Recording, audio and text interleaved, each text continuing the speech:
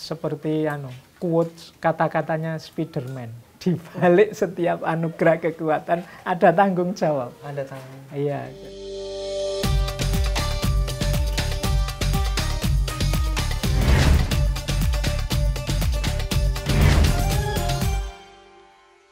Assalamualaikum warahmatullahi wabarakatuh. Kembali bersama saya Husein Ja'far dan Pak Faiz di samping saya. Nah, kemarin kita di 7 menit cahaya untuk Indonesia yang lalu bahas tentang harta. Nah, 7 menit cahaya untuk Indonesia yang sekarang kita akan melanjutkan sesuai janji saya tentang tahta. Karena setelah harta, tahta. Nah, kalau tahta itu sendiri kan apa Pak Faiz? Tahta itu biasanya mudahnya orang mendefinisikan tahta itu kedudukan, status, jadi posisi yang kita inginkan. Orang ilustrasinya seringkali raja. Sebenarnya ya tidak harus raja. Bercita-cita jadi ketua kelas sekalipun itu keinginan untuk tahta. Ini kalau dalam dunia tasawuf memang ada dalam diri kita satu daya yang pencirinya manusia, jadi termasuk situasi jiwa kita namanya amarah. Jadi amarah ini daya yang menggerakkan kita ingin meraih sesuatu, ingin mencapai sesuatu. Daya amarah ini jangan dihilangkan, wong ini manusiawi, tapi ditata, dikontrol. Jadi karena kalau daya amarahnya tidak hidup, dunia ini tidak berkembang. Kalau orang tidak punya keinginan, tidak punya cita-cita apapun, ya dunia ini mandek. Oke, setelah mendapatkan Pak Faiz. Nah, bagaimana mengelola tahta itu agar kita gak tersesat Pak Faiz? Jadi memang biasanya justru ujian itu muncul setelah cita-cita dipanjangkan. Proses memperoleh tahta, kemudian cara kita memanfaatkan, mempergunakan tahta.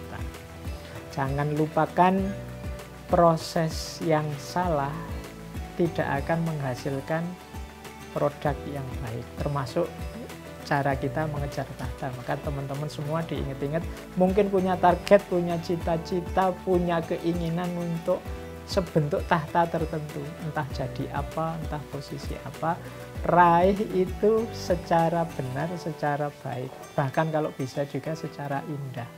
Secara indah. Ya, karena biar bisa sepenuhnya menikmati hasilnya. Kemudian kalau sudah diraih tahta itu, jangan lupa kalau ini seperti quotes kata-katanya Spiderman.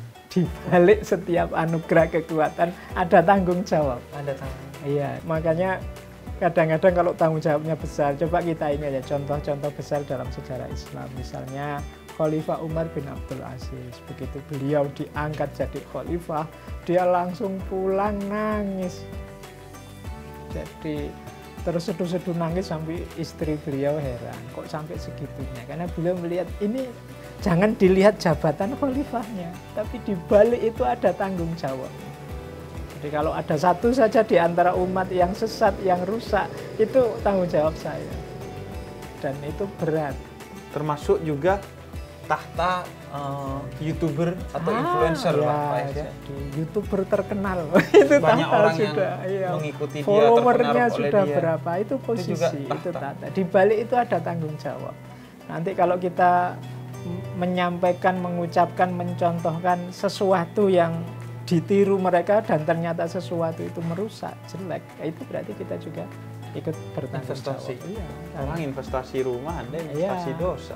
Segalanya harus kita ukur, biar seandainya ditiru orang, seandainya diikuti orang, ya harusnya yang diikuti, yang ditiru yang baik-baik.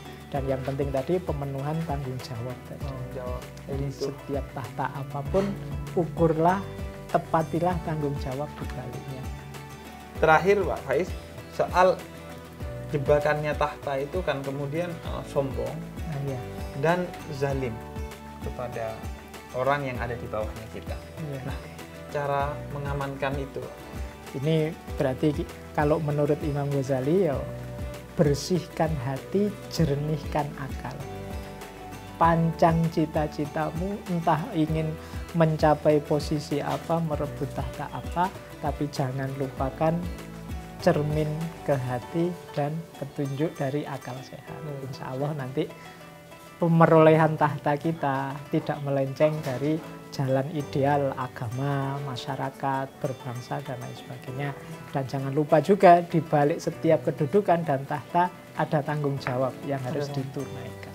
Dan karena tanggung jawab itu, ini ya Pak Faiz, nggak semua orang harus meraih satu tahta tertentu ya. Dia harus ukur dirinya. Yang penting ya sebenarnya dalam hidup ini kita lakukan seoptimal mungkin keinginan yang ingin kita raih, daya yang bisa kita lakukan, hasilnya seperti apa saja, itulah yang terbaik yang diberikan oleh Allah. Jadi tidak harus ambisius.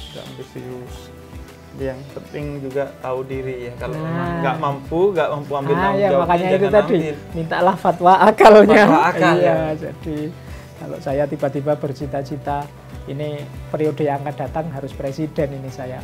Itu kan ya akal saya sendiri menertawakan loh. Apalagi orang lain. Dan gitu. kalau memang kita mampu pasti Allah kasih.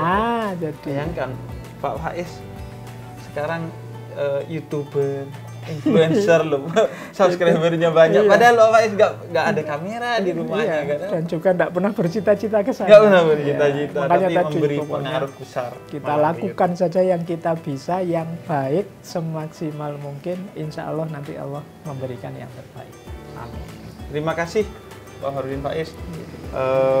Ini kita sudah dapat pencerahan dalam dua hal, harta dan tahta.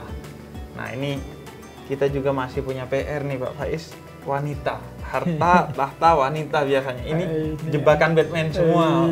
Jadi kadang kita nggak terjebak di harta, nggak terjebak di tahta, kadang di wanita ini terjebak.